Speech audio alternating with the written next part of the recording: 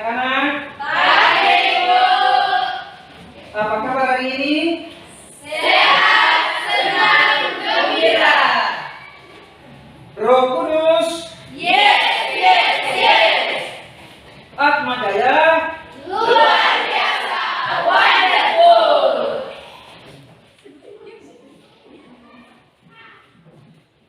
adik-adik sekalian,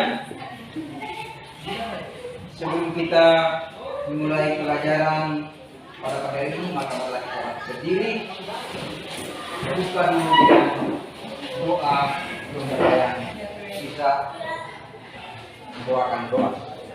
Mari kita berdoa. Bapa, maafkan dan apa yang bukan hati kami berbaik. Dan ini kami Tuhan, kami sampaikan kepadamu. Dalam Tuhan terang Kristus Tuhan kami.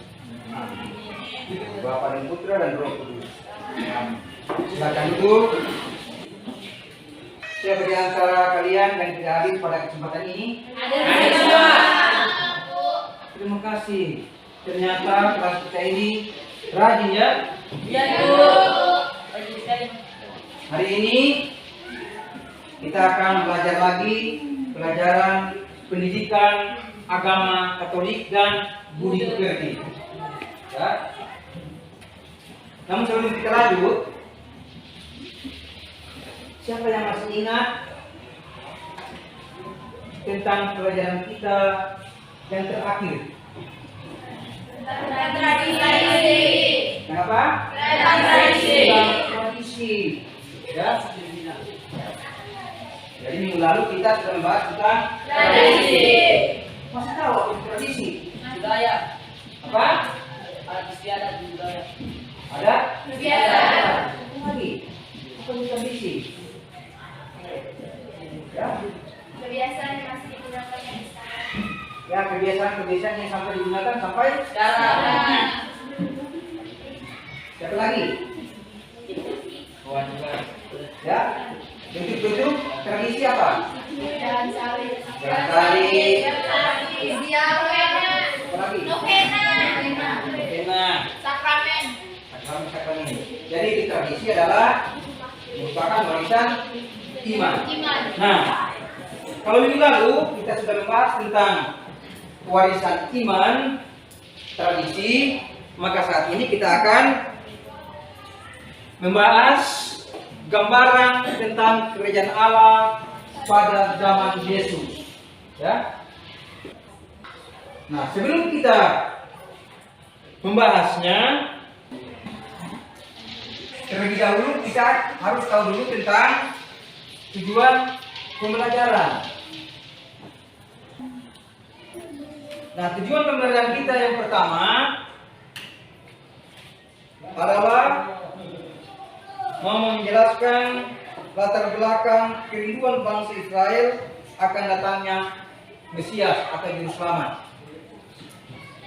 Tujuan pembelajaran berikut mau menjelaskan gagasan pokok tentang kerajaan Allah yang diwariskan oleh Yesus. Berikut, siswa dapat menjelaskan situasi sosial bangsa Israel pada zaman Yesus. Dan yang terakhir, siswa dapat merefleksikan pengalaman kehadiran kerajaan Allah di dalam hidup sehari-hari. Jadi itu merupakan tujuan dari pembelajaran kita di dalam materi yang akan kita bahas pada kesempatan ini. Apa judul pembelajaran kita hari ini? Tentang kerajaan Allah ya. Kira-kira yang tahu apa yang dimaksud dengan kerajaan Allah? Baik. Kumpulan orang beriman. Apa lain? Ya. Kewartaan Injil. Siapa lagi yang lain?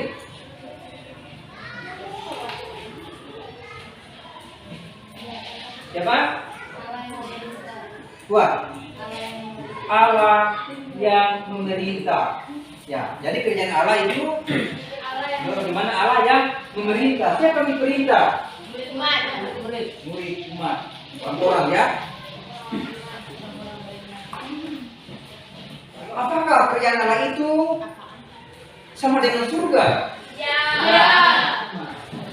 Coba adik-adik perhatikan gambar yang ada di monitor.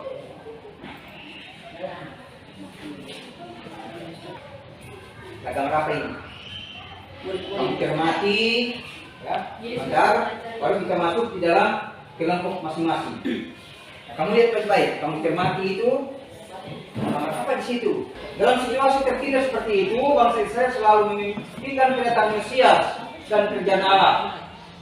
Untuk mengerti dengan baik impian bangsa Israel tentang kerjaan Allah dan pengertian Yesus tentang kerjaan Allah, maka secara berturut-turut kita akan membahas tentang situasi masyarakat Yahudi pada waktu itu.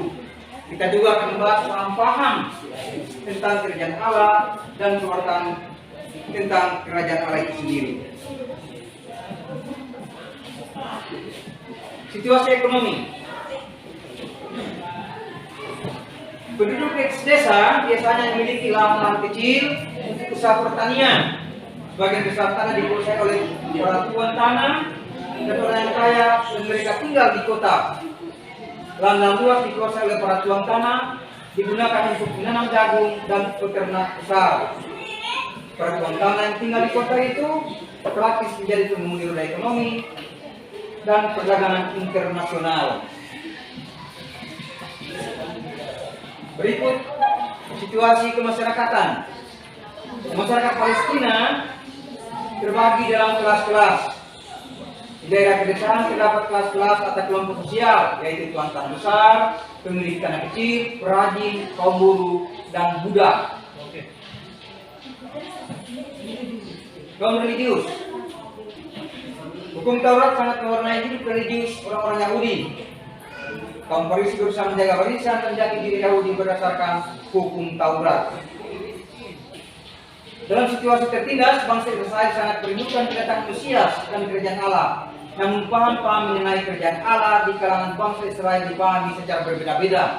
Ada yang memahami paham kerajaan Allah sebagai yang berciri nasionalis, ada yang memahami menurut pandangan para apokaliptik, dan juga ada yang memahami kerajaan menurut pandangan para rabi. Nah, kerajaan Allah yang ditawarkan oleh Yesus diwartakan mirip dengan pandangan para rabi dan para nabi. Allah mulai meraja terutama dalam diri Yesus dan akan mencapai kepenuhannya pada akhir zaman. Nah, kerajaan Allah adalah Allah yang meraja. Oleh karena itu, manusia harus mengakui kekuasaan Allah dan menyerahkan diri untuk percaya kepadanya. Kerajaan Allah diwartakan oleh Yesus akan mencapai kepenuhannya pada akhir zaman. Di akhir zaman itulah Allah benar-benar akan meraja. Maka dalam rangka ini kerajaan Allah terkait dengan penghakiman terakhir, dan itulah penghakiman adalah tindakan kasih. Dapat kita lihat dalam Injil Matius bab 5 ayat 31 sampai 45. Tulis nanti Pak Guru bagikan lembar kerja ya.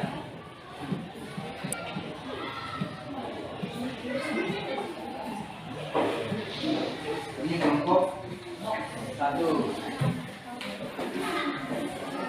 3,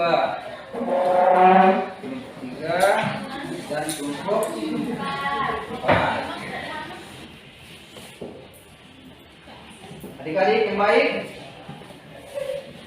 sudah selesai mengerjakan tugas tadi?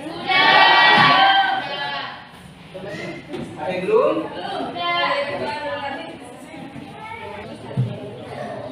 Sudah selesai?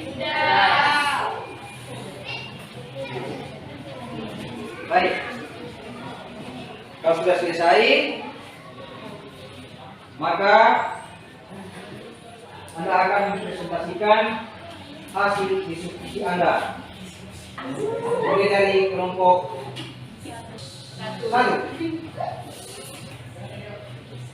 nomor 1, jelaskan apa yang dimaksud dengan kerajaan Allah. Pengertian kerajaan Allah ialah pemerintahan Allah yang telah memasuki zaman ini melalui kehadiran Yesus dan akan menjadi sempurna pada saat kedatangannya untuk kedua kalinya. Terima kasih. Ya.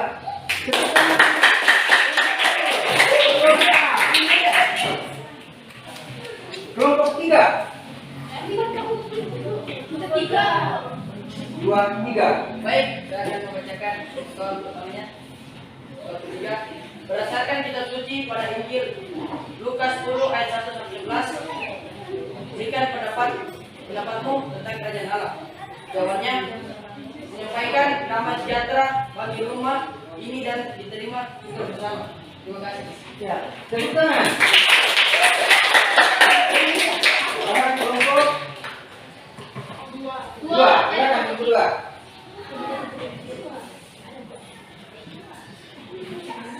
Silakan. Berilah minimal 3 contoh bentuk kerajaan Allah yang Anda rasakan dalam kehidupan sehari-hari. Jawabannya adalah berbahagia, mendapat hadiah kejutan, juara kelas, mendapatkan penghargaan, dan sebagainya. Mantap.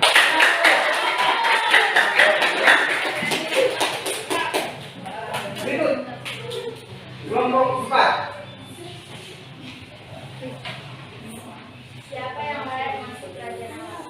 Jawabannya, mereka yang setia mengikuti ajaran Kristus.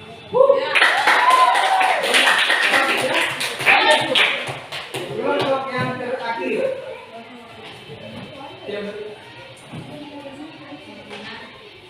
Perbuatan-perbuatan apa saja yang berkenan untuk dapat masuk kerajaan Allah? Jawabannya, saling membantu, saling menghati, saling menasihati, saling berbagi, saling mengunjungi. Oke, 100. Ternyata hari ini anak-anak sudah mengerti ya. Nah, ternyata jawaban-jawaban yang disampaikan tadi lewat diskusi sudah benar semua. Baik, kalau demikian, maka kita lanjut dengan mengerjakan refleksi. Ya. Ada pertanyaan refleksi sejauh ini. Apakah kamu selalu siap menyambut kerajaan Allah apapun yang akan terjadi pada saat kerajaan Allah diwujudkan? 2. Gerakan apa yang harus dibuat untuk mewujudkan kerajaan Allah di tengah-tengah kita? Di refleksi ini Anda tulis di dalam buku Anda masing-masing. Silakan dibuat.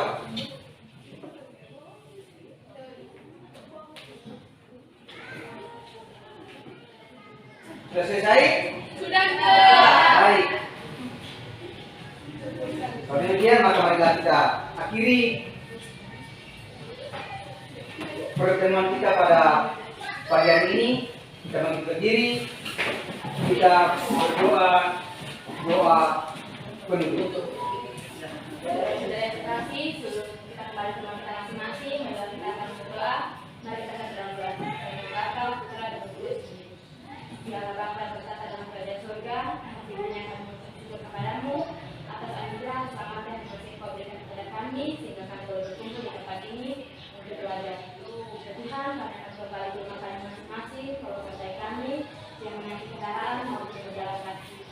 Dalam nama Bapa dan Putra dan Roh Kudus. Amin. Terima kasih banyak doanya dan silakan.